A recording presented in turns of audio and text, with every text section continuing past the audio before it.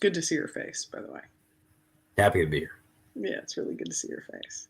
All right, it is 7:58. We're 2 minutes out. Welcome, welcome, welcome to Paving the Ways Parent Tech Talk for this month. And I have one of my favorite people on with me tonight. There are a handful of human beings that I just hold super close to my heart because their passion for children is equal, if not greater than mine. And Jordan Rodriquez is one of them.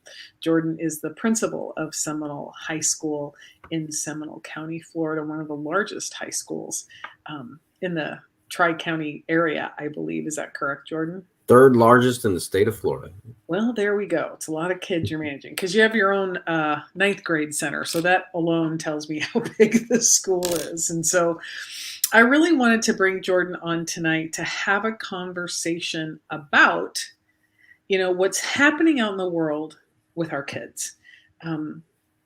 Never in the history of our lifetime have we, or Jordan was just saying his generation, we haven't gone through anything like this, like a pandemic. I, remember, our country was divided for sure during the Vietnam era.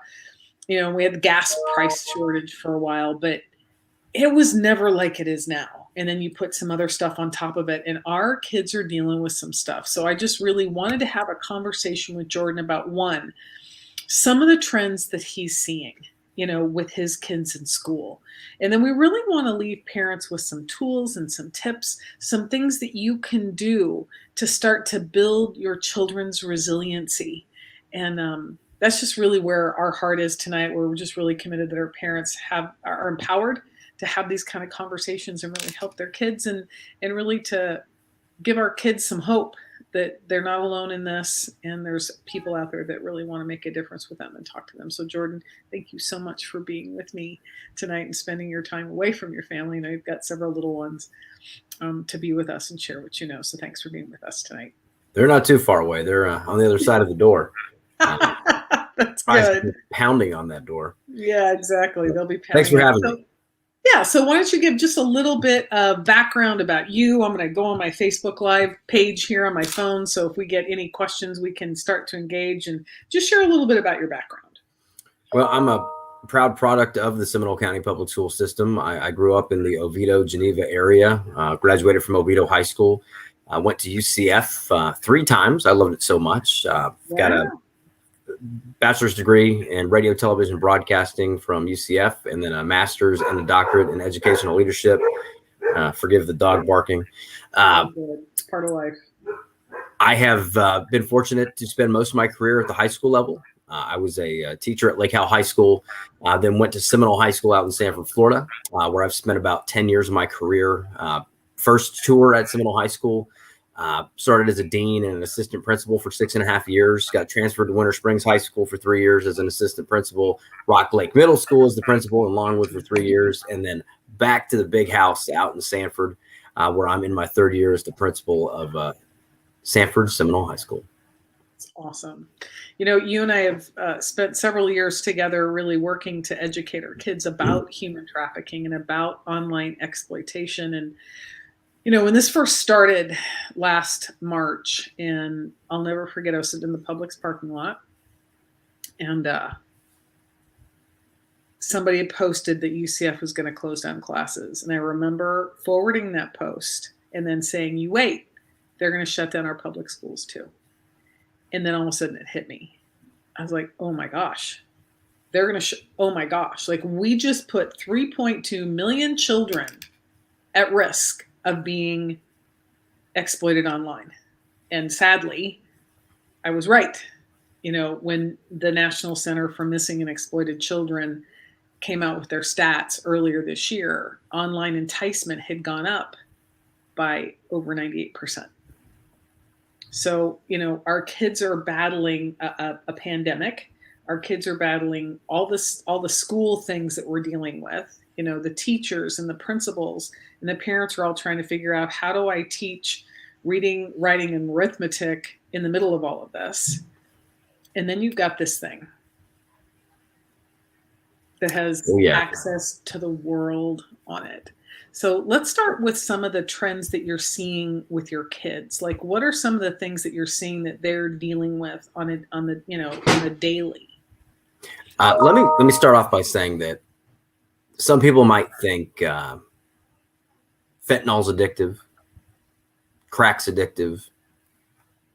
This thing right here is addictive. Yeah. And our kids don't know how to say no to this thing right here. They don't. The experts will tell you, and if you ever listen to Simon Sinek, one of the more notable speakers on the speaking circuit, he'll tell you that the hit the human brain gets of dopamine for a like on a social media post, a retweet, a comment, a follower, it's the same effect as an addict getting that hit of dopamine whenever they taste whatever their poison might be. You exacerbate the kids' tendency to already have the inability to say no to that device, and you exacerbate it with a pandemic, which is unprecedented, taking away socialization opportunities from them. Many of the kids at home by themselves last year learning remotely, where they would log in and they would give you a good illusion that they were paying attention, and many of them did. But there was a whole bunch of them that were sitting in their bed watching TikTok videos while the teacher lectured. And we are feeling the effects of that right now. I jotted down a couple things that we're dealing with. And let me say this. Overwhelmingly, most of the kids are back on track. They're doing the right things overwhelmingly. But you got to figure, I got 4,200 kids. So if 10% of them are off track, that's a lot of kids. That's 420 kids. Yeah. That's a lot. That's a lot of kids. And that's a lot of parents having to deal with that. So what we're seeing is kids who traditionally were not struggling academic students who either couldn't figure it out last year, didn't adapt well to the modality of being remote, or who just outright thought they were going to get a bailout. And in the state of Florida, starting not just last year, but the year before, they did not implement school grades. The graduating class of 2020 got a pass. They didn't have to fulfill certain graduation requirements. They had to fulfill the credit requirement. The state of Florida, you got to have 24 credits to graduate. In Seminole County, it's 26. We raised the bar. But the state of Florida did away with the Algebra 1 EOC passing requirement and the 10th grade ELA, the 10th grade reading component to graduation. They gave them a waiver on it. And they did it again last year. So that's 2 years in a row these kids have had waivers. The kids that are in school now, and they're not saying it overtly, but based on their behavior, they seem to feel that maybe they're going to get a waiver too. Right. And they're not. And we're trying to motivate each and every one of those kids to, hey, do not act as if the state of Florida is going to give you a bailout like they did the last two classes. Right. Things we're seeing that are consistent. We are seeing an uptick in Baker Acts, kids who are in need of mental health resources. Matter of fact, our on-campus mental health counselor, and I've got 2 of them full-time, are not taking any more students. Their caseload is full. That's the first time in my career I've ever had mental health counselors. Holy cow. Caseload is full. And you have 2. And I have 2. And their caseloads are full. And their email that came out a couple weeks ago said they're basically only going to take additional students if there's an immediate threat of self-harm. Wow. So a kid that just says, I'm stressed out, I'd like to talk to somebody, we can get them to other people, but the immediate people I have on campus, they're not accepting anymore. Other things going on, we're seeing an uptick in some defiant behaviors. Some of these kids have been unattended for a year and a quarter. Long time. Now we're trying to bring them back into structure, and they've lived, I don't want to say lawlessly, but perhaps without the supervision and structure they were accustomed to. We're also seeing an uptick in GED requests. Kids that are just like, I'm out. I'm going to go. They think the GED is the resistance, and they are mistaken. So we'll say more about that. They think the GED is going to work for them. So what kind of impact does that have on a kid? Well, most kids, I'm able to talk out of it. Matter of fact, tomorrow morning, bright and early, 9 o'clock, I've got a parent coming in with their student who wants to go get his GED. And the first thing he doesn't realize is that he's 16. You technically can't go sit for that test until you're 18. But there's also, it's not an easy test. Like there's some coursework that most people take to prepare for it. But in Seminole County, we just opened and approved a new charter school called Elevation High School, which is run by a dear friend of mine. And this is a great alternative for the kids. You know, it gives them options, a morning session, afternoon session. And we've got some other resources for the kids on campus too. But I'm pretty good. I'd say 95% of the kids I talk out of the GED.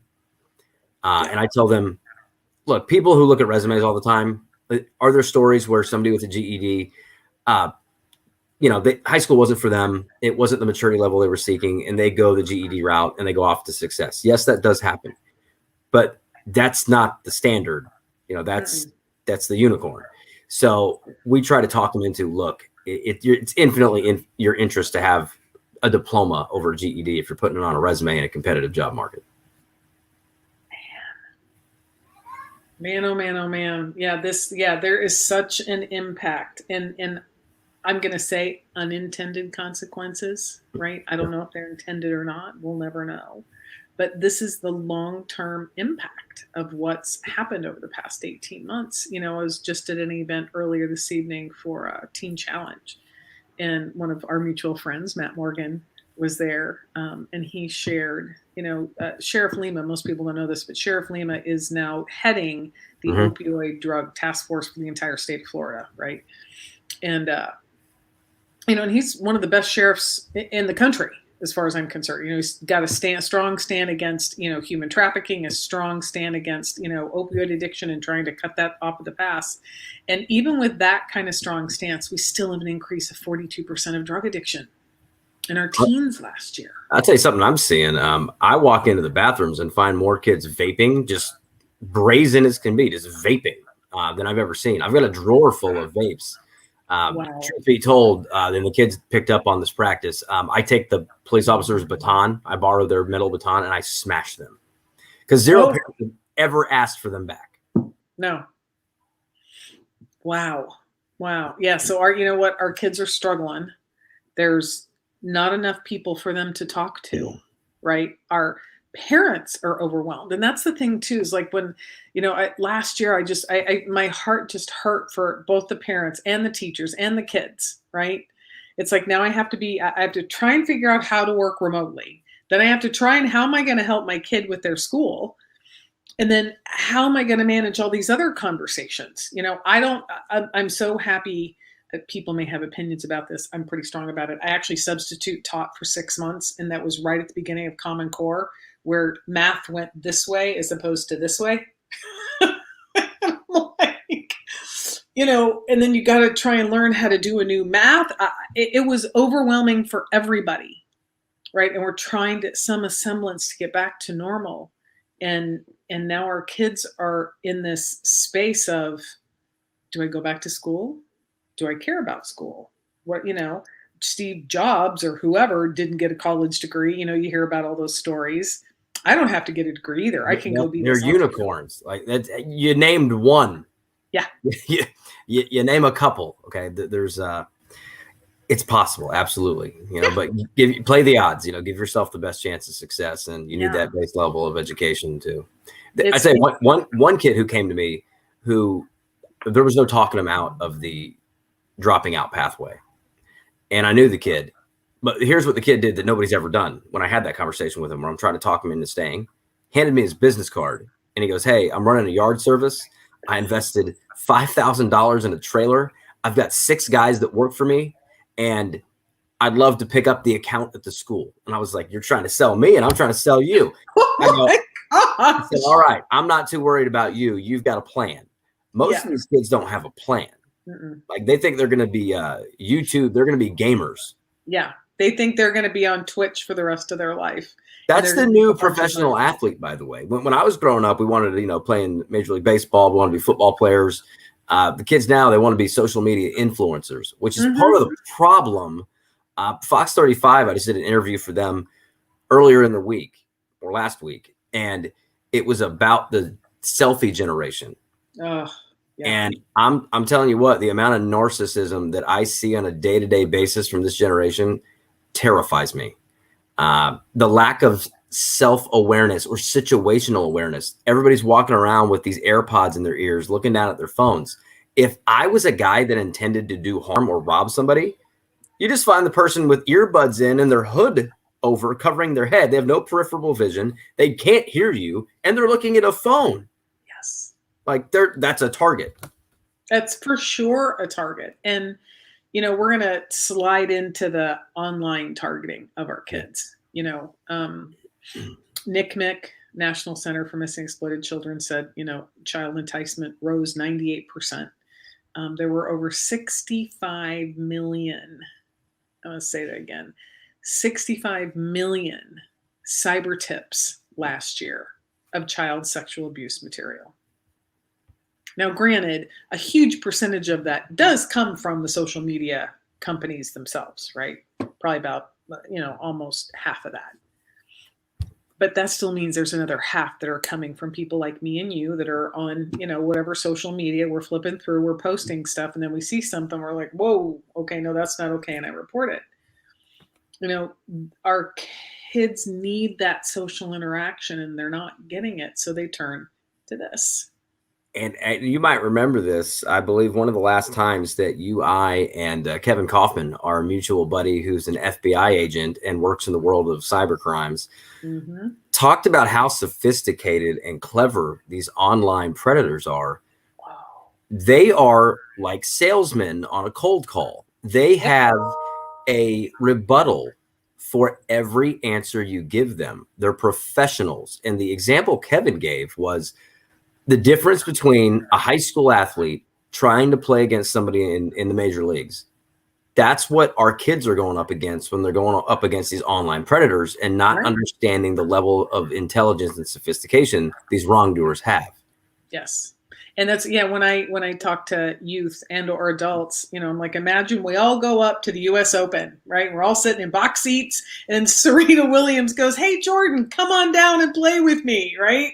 And there you are standing with a tennis racket and her serves are coming at you at 95 miles an hour. Who's going to win that game? And everybody goes, Serena. I'm like, yeah, that's what your kids are up against online. They share their entire life on this. Where they went to dinner, what they had for dinner, who they hung out with, what movies they saw, what their favorite music is. Oh, look at my new outfit. Look at my new lipstick. Look at my whatever, right? And predators go after that. Our kids have given them an entire resume of what's important. And that's what they talk about. And so you've got this little picture of a cute little 14-year-old boy reaching out to a, potentially shy, innocent little 12 or 13-year-old girl.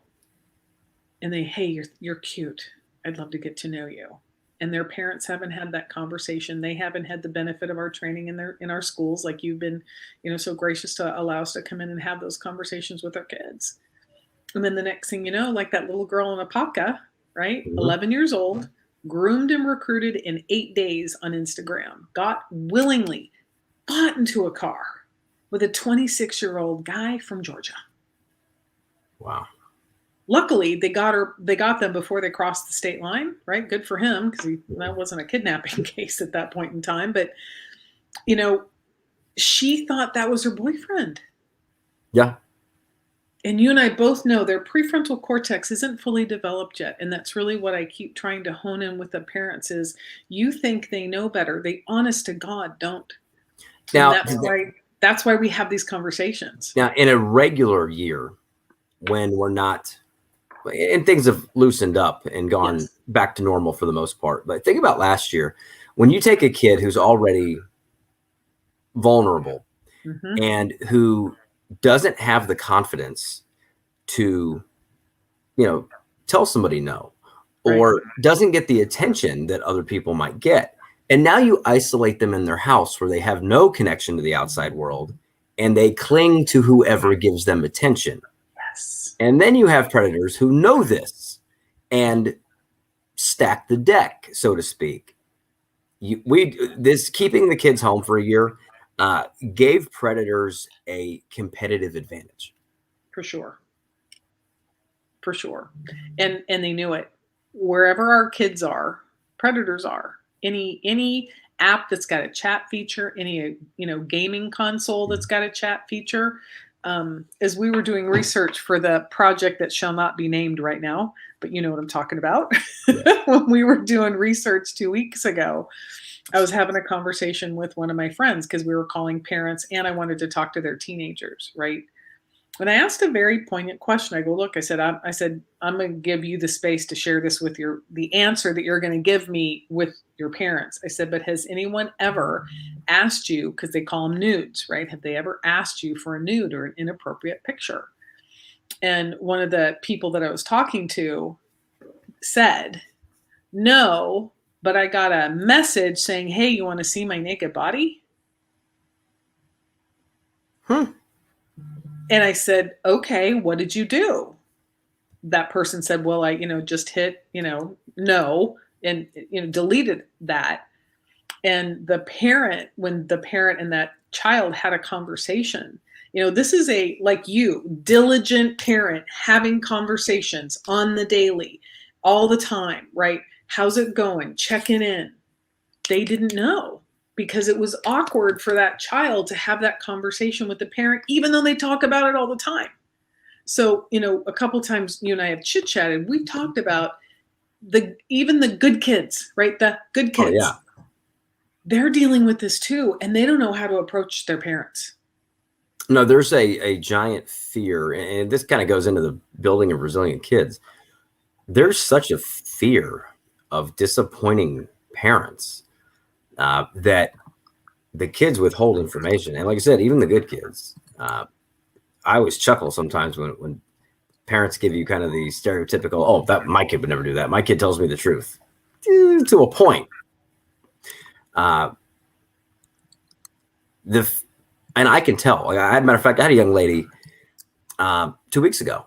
One of our good kids, one of our great kids, doesn't get in trouble, and I found her with a backpack full of vapes.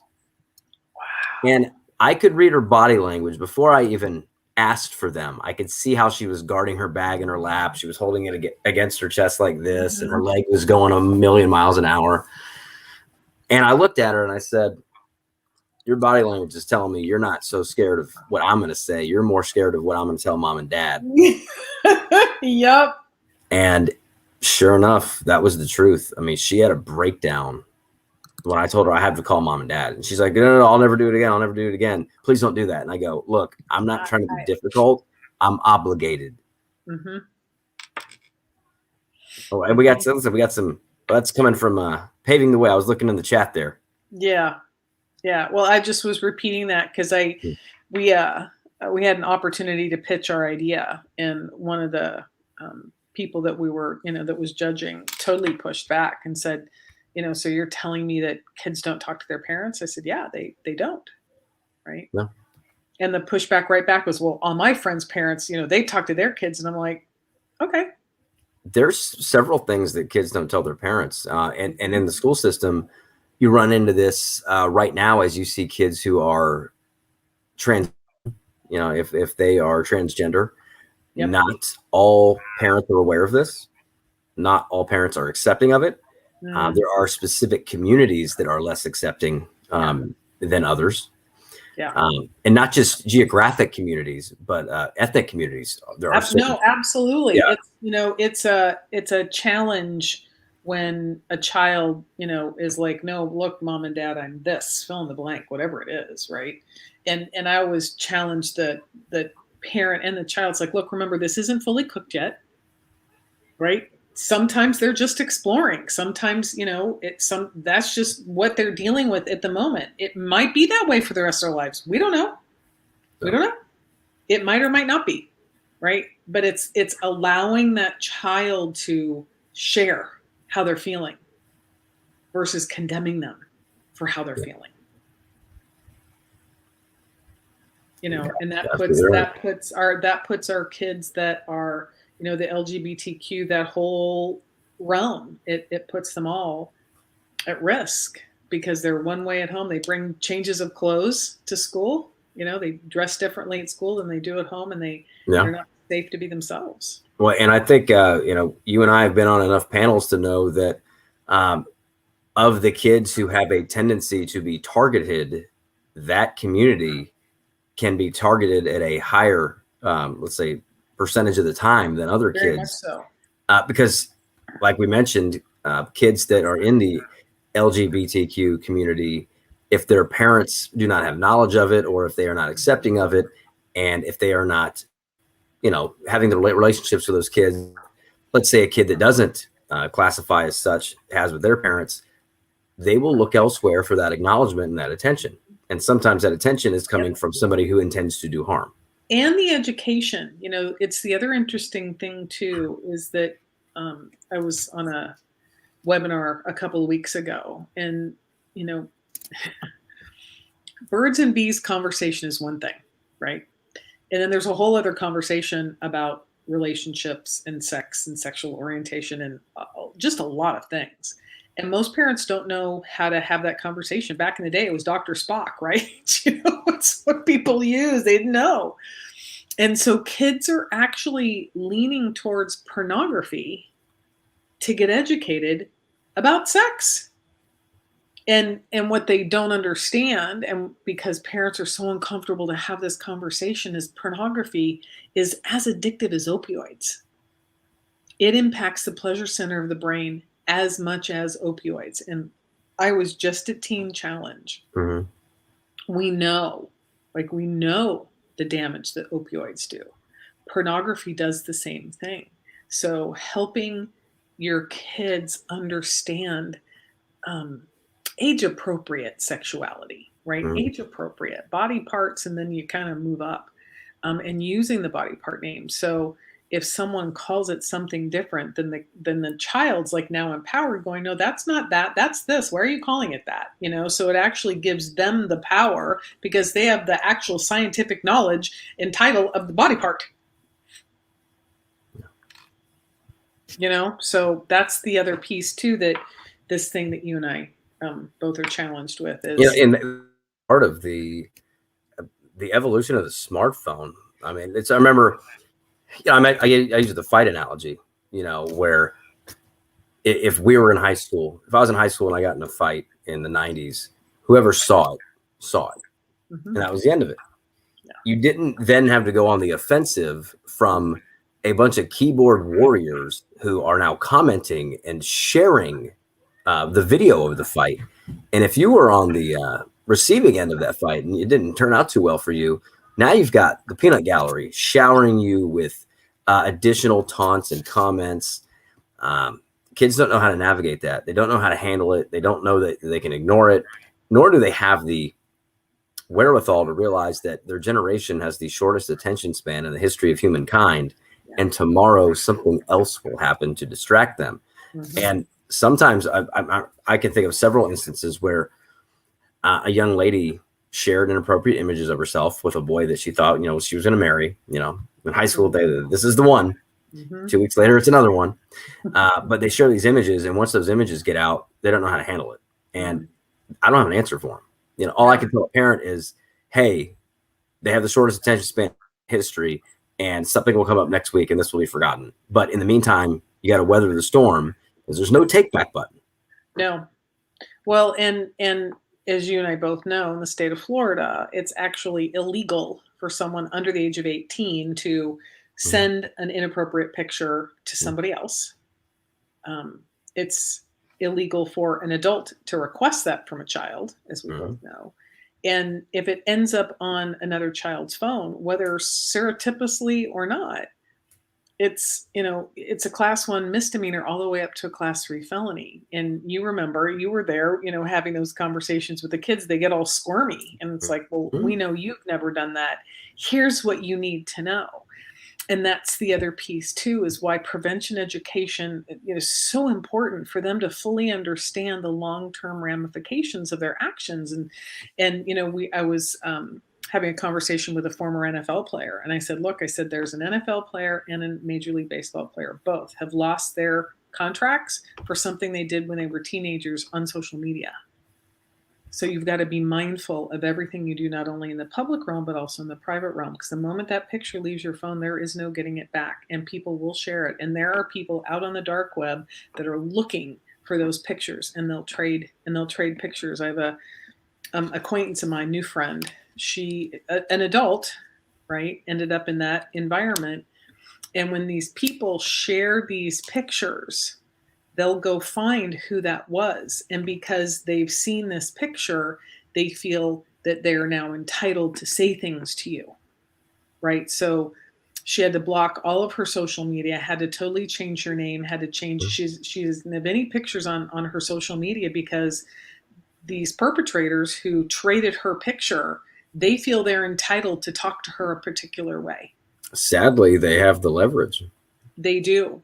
And that's the thing. And at some point, although a mistake in youth, you gave them the leverage.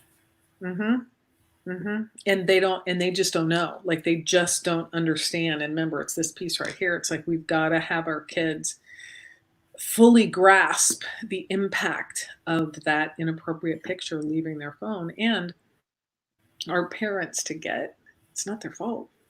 It's not their fault. These are master manipulators that know exactly what to say to our kids to have them do things that they would never normally do. Hence the word coercion. You know? So I want to spend the next 10 to 15 minutes, Jordan. You know, if you were going to sit across from all the parents in the world, Yeah. you know, all the parents that are dealing with this, because this is the reality of what our kids are dealing with, right? It just is.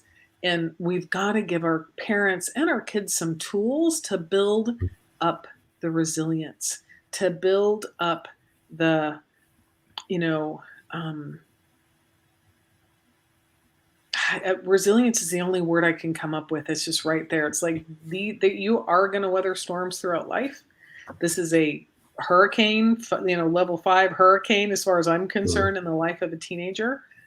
But the good news is you make it through this, everything else will be a piece of cake. There was one year where I had an ectopic pregnancy. My mother-in-law died. My father-in-law died. My mom had a heart attack. And my dad was diagnosed with cancer, all in 1 year. That's a busy year. Good Lord. Of a year. And I made it through. I'm still standing here, right? And in my world, it's like, if you can make it through that kind of family trauma in a very short amount of time, really, you know, you look at life and go, I got this. I know I can do this because I did it before. It's the same kind of thing that we really want to empower our teenagers is, no, I've got this. I've got, you know, a principal that cares about me. I've got parents that I can talk to. I have friends that I can talk to. So let's give the parents and some of the maybe administrators or teachers that are actually watching this some tools to help build our kids' resiliency up.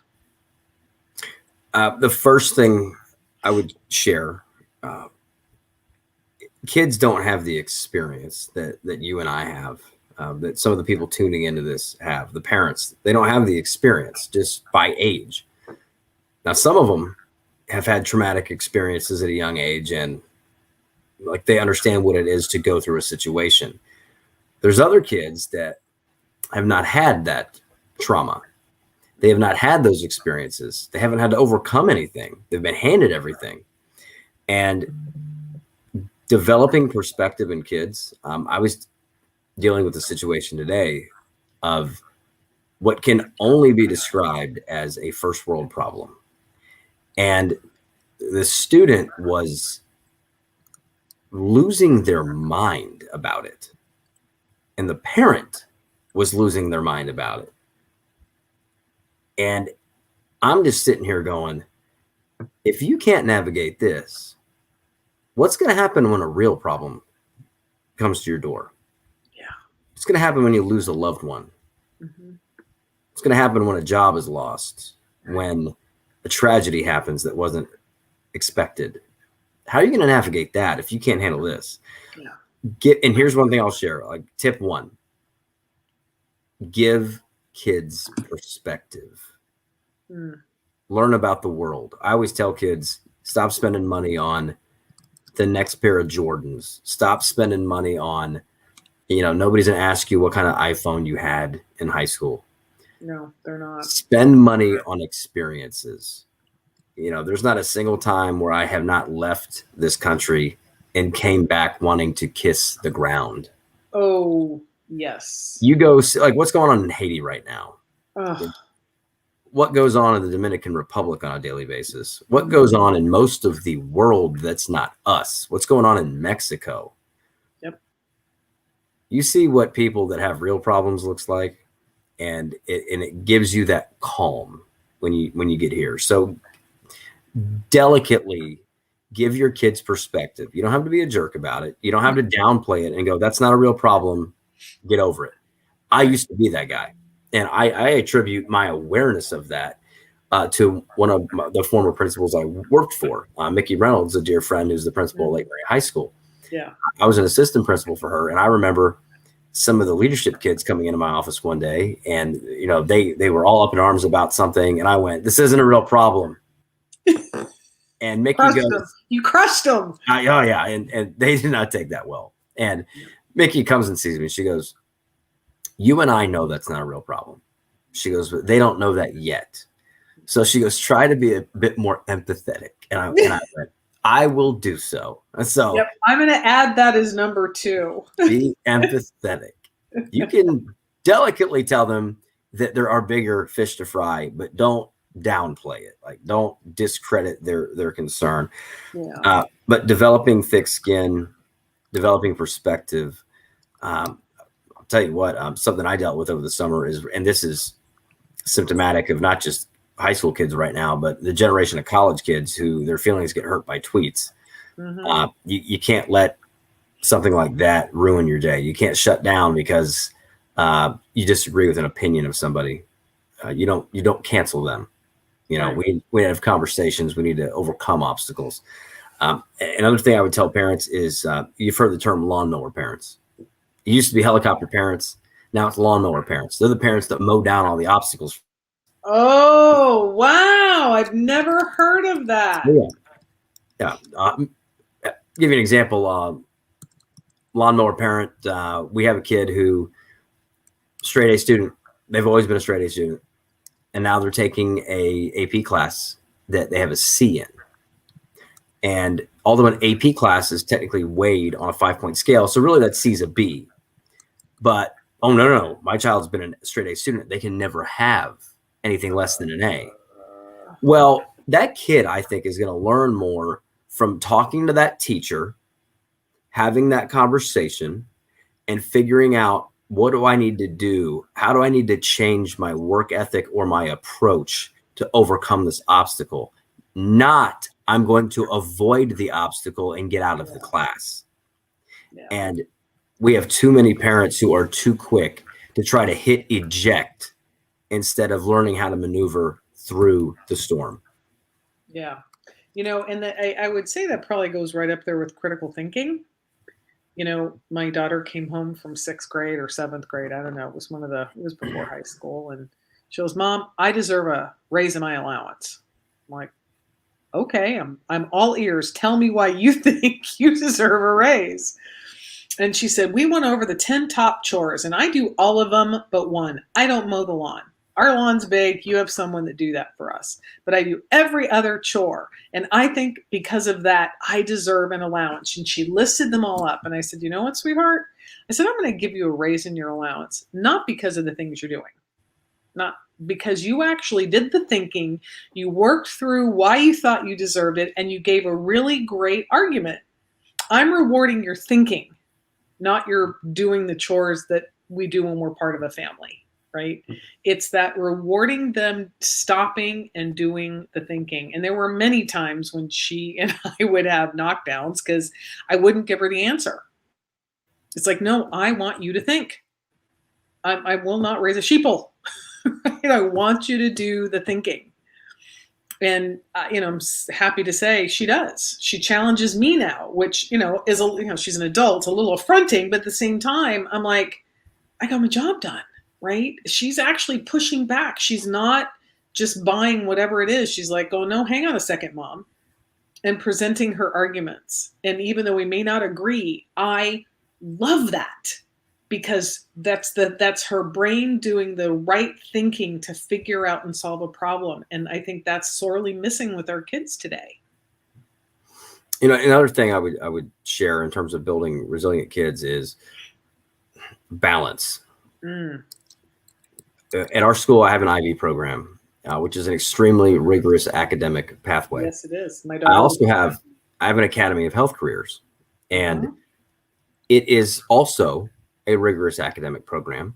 Admittedly, it is not at the same level of rigor as the IB program, but these are two very popular programs. And many kids come through these programs with intentions of becoming doctors, surgeons, physicians of some caliber. And if the kids find that it's too much, they're trying to be athletes, they're trying to be in clubs, they're trying to work jobs, Right. and also navigate these rigorous programs, it gets to a point where they might have let's not go so far as to say nervous breakdown, but they become anxious. Oh my God, if I can't complete the IB program, or if I can't complete the health academy, I'm not going to be able to become a doctor. I'm a failure. To which I tell them, the most important thing is graduating high school. Mm. If you go survey all the physicians in America, guess where most of them didn't go to high school? In an IB program or through a health academy. Right. It's a luxury. It's great, but you're going to live and have just as good of a shot to achieve your goals if you don't have the accolade of the health academy or the IB program. Right. And that kind of goes into that fear of not wanting to disappoint parents. Yes. I'll share this though. There are other cultural expectations, and I witnessed this. I watched this throughout an entire career. There are different cultures in our society who are very, let's say, they put a lot of pressure on the kids to perform at a certain level, and if you don't, it's frowned upon. Right. Ostracized. Yeah. Almost ostracized. Yeah. And that's, I have conversations with several of my friends. I just had one the other day. I said, you have to break through just, you've got the family you were born into. So you've got your family conversations about whatever, right? Success or not, and school and not. And then you have your cultural conversations about that. And then you have your societal conversations about that. Right. So there's all these conversations coming at our kids about how they're supposed to be, and giving them space. If you were going to coach a parent on how to, create a safe space for their kids, what are a couple of things you would suggest they do? The parent has to be mindful of their reactions. The kid can't have a fear that you're going to lose your cool. The kid can't have a fear that they're going to get popped. Right. Level-headedness, and understanding there's not one pathway to success. Right. There's not just one way up the mountain. No. I was just having a conversation with my daughter. I mean, she's 6, but she was getting anxious doing a math problem, and I was trying to show her a different way to do it, and she's like, no, this isn't the way the teacher taught me. I have to do it that way. And I went, calm down. Wow. I said, you don't have just that way. I'm going to show you, and maybe you like it, and if you don't, then go back and do the other way. But being mindful of your reactions, and I mean, really, that's a great question. And if I knew the exact answer to that question, we'd write a book. That's okay. Well, look, this is going to be on both my Paving the Way page and my personal page and our YouTube channel. So if you think of other things, if you wake up in the middle of the night, you can hop on either one of those and type it in. But, be mindful of your reaction. The kid shouldn't have a fear of your reaction. They should be comfortable sharing something with you. And I always tell kids, I go, look, be honest with your parents. Okay. Because understand that you might tell them something they don't like, and you might get a certain reaction out of them, but imagine what reaction you're going to get out of them if you lie to them and they find out later. I'd rather go with the Roman candle reaction, which is immediately up and then calms down. Yep. Over something worse, but yeah, you really got to have those conversations with the kids, and Yeah. You know, one of the things we talk about, because we know social media and their cell phones are so addictive, is, you know, the whole family doing 15 minutes a night and kind of stepping it up, you know, 5 minutes every couple of days, adding the time, because, you know, because of the addiction to the social media and because the addiction of being connected, it's like cutting cold turkey. They would literally be having DTs. And it's the same thing with video games and same thing with television. And what we coach parents, I said, just start having 15-minute, you know, do 15 minutes a night. Start that for, you know, a handful of days, and then replace that 15 minutes with something fun, whether it's a dance party, you go out and draw chalk figures, you know, go for a walk outside, replace that 15 minutes with 15 minutes of something else that doesn't involve electronics, right? Yeah. A word game, a board game, something. And get it to where, you know, the whole family puts their cell phones in a basket at, you know, the beginning of night, from the time they eat dinner until maybe the time, you know, right before they go to bed. They get 30 minutes on it before they go to bed, and then the phones stay in the basket all night long. It's really easing them out of that addiction over time, and us too, right? How many times have we gone to restaurants and you've seen everybody, their heads down and they're on their phone? You know, I think the first thing is we have to have awareness of it. Mm-hmm. And it's something that bugs me. You know, when my wife and I go to dinner, I make a deliberate effort to get the phone out of sight. Yeah. Because it to me, I mean, I look at another table and I see a couple sitting there and they're both looking at their phone. To me, that doesn't look like a healthy couple. No, like, what are you talking about? I don't want people looking over at me and my wife thinking, no, they're not even talking to each other, they're looking at their phones. You know? Yeah. So, you know, deliberate efforts to, you know, if you're going to dinner, leave the phone in the car. You know, you only need one. If we're together, we only need one phone for an emergency. Right. You know, but the other thing is, and I tell parents, keep kids off social media as long as you possibly can. Keep them off it. Get them a flip phone. You know, and then sometimes you get the counter from parents saying, well, you know, I don't want my kid to be ostracized because they have a flip phone. Would you rather them be ostracized for having a flip phone, or would you rather them get into a social media situation that they don't know how to handle? Yeah. Well, you know, there's a little girl in Phoenix. I went out and spoke earlier this summer. A little girl, her name's Jessie. She's been gone for 2 years, and she met somebody online. She met somebody video gaming, and she packed her backpack, left her laptop, left her phone, and they haven't seen her for 2 years. Wow. You know, and the mom is adamant about having parents be educated, because the daughter asked for a VPN. She didn't know what a VPN was, and so she got it for her. You know, her daughter was on the spectrum. Her daughter was kind of a loner, and that was her that was her expression, right? Was video gaming. And we want to do what makes our kids happy. It's what we do. She had no idea, you know, that's where it was going to lead. And to your point of, you know, keeping them off social media, it's a conversation parents can have with their kids. And you might not have gotten it yet, because how old's your oldest, Jordan? 6. Yeah. You have another 4 to 6 years before you get the, well, so-and-so's mom. Well, I tell you what, I see it now. Like I've got neighbors who are dear to us. We're with them every day, and they've got a 16-year-old daughter and a 14-year-old daughter. And my 6-year-old is with them. And she sees what they do, and she thinks she should do what they do. Yes. And we've just made it abundantly clear. Nope. Like, you don't need a phone. Yep. And here's the other thing. Sometimes you have parents that they want to give their kid a smartphone. And I understand the safety aspect of it in terms of, you know, you want to know the GPS location of your kid. You know, get them one of the tags that goes on their backpack. Yeah, exactly. Get them one of those. But the thought that you have to have that smartphone on the kid because you need immediate access to them there is the safety value of it, you know.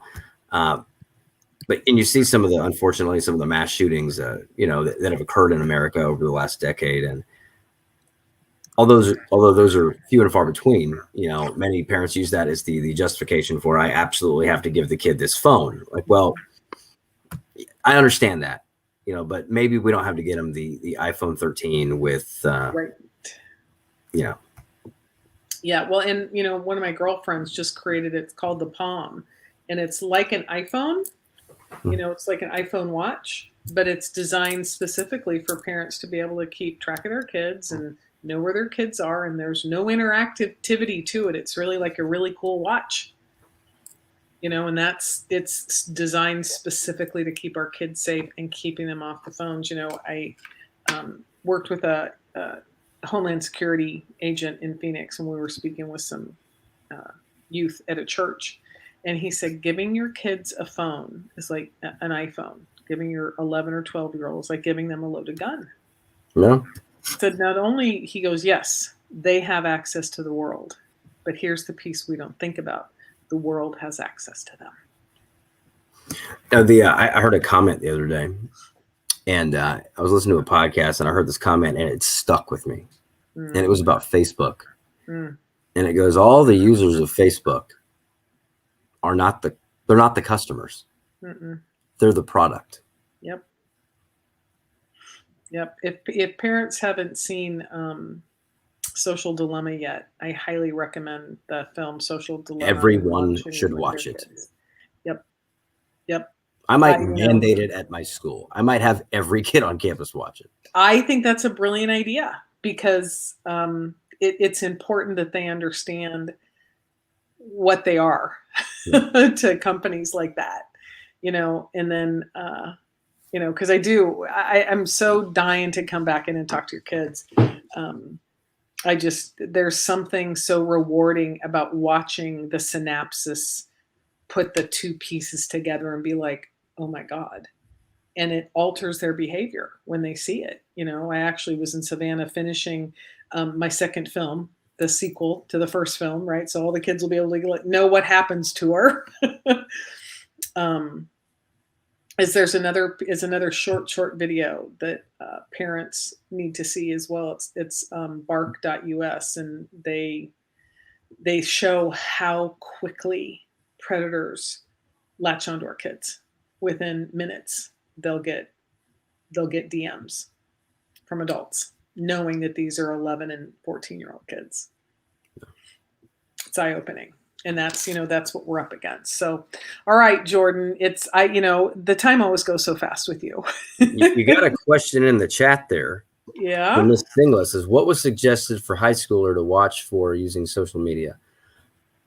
Well, we suggested the high schooler, not just the high schooler, but parents watch The Social Dilemma, which is a documentary. Yeah. Documentary available on Netflix. It was put together by a guy named Tristan Harris, who I started following on Twitter. Yep. And this guy was a former Google executive who jumped ship when he realized what was going on. And you've got, the former CEO of Pinterest and people that were on. Actually, I put in the Social Dilemma in the chat.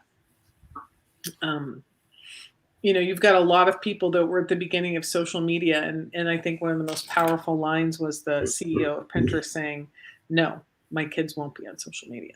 We're not going to do that. An analogy that came from that documentary that also just resonated with me. Would you go to a restaurant where the owner of that restaurant, if you said, hey, would you let your kids eat here? Absolutely not. You wouldn't go to that restaurant. But there's executives of these social media companies who keep their kids away from it vehemently. That says something. Yes, it does. Yeah. And I'm going to type in, it's bark.us on YouTube. It's eye-opening for parents to see how quickly predators will latch on to their kids on social media. So it takes 1 point of leverage. Your child puts one picture out there that's compromising, it gets in the wrong hands. That could be the factor that puts them in a situation they don't know how to get out of. Yep. And they don't know how to get out of them. They don't know how to tell their parents, yep, I took an inappropriate picture and sent it to somebody that I thought was my friend that really wasn't. Another, thank God that little girl a couple of years ago, right, knew what to do. Yeah. Thank God. Yeah, I tell that story so many times. I said we saved a life. And that's why we do these conversations. It's why we spend our evenings together like this once a month, and really why we're committed to having experts from around the country give you tools and tips and techniques to have these conversations with your kids, because your kids are the most valuable thing we have. It's our future. They are our future. And I can't get to every kid. Jordan can't get to every kid, but almost every kid has a parent or guardian. And that's why we do these, is so we can empower you to have those challenging conversations with your kids. So I'm Jan Edwards with Paving the Way Foundation, and I just want to thank Jordan Rodriquez, principal of Seminole High School in Seminole County, one of the 3 largest high schools in actually in the state of Florida. So, Jordan, thank you so much for being with me tonight. Any parting words for people? Hey, we got a big game tomorrow night. We're playing Lake Mary High School. That's our rival. It's homecoming. We're defending state champions. They're undefeated. It's all the local news stations' game of the week. So go Noles. Go, yeah. All right. Go Noles. Jordan, thank you again so much. And all y'all, you can always go to our website, pavingthewayfoundation.org, and look up our parent toolkit as a guide to help you have these conversations. Y'all have a good night. Good night.